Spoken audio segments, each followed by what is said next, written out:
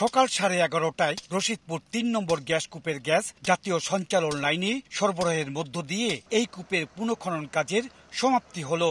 চলতি বছরের 12 জুলাই এই কূপের পুনঃখননের কাজ শুরু হয়েছিল।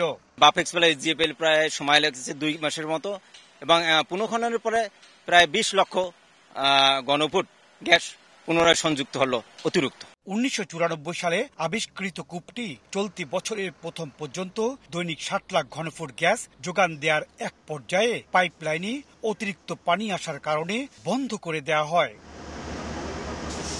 5 সেপ্টেম্বর গ্যাস প্রাপ্তি নিশ্চিতের পর রোববার রাত 9:15টায় চূড়ান্ত নিশ্চয়তা পাওয়া যায়। চূড়ান্তভাবে 80 লাখ ঘনফুট গ্যাস পাওয়া গেল।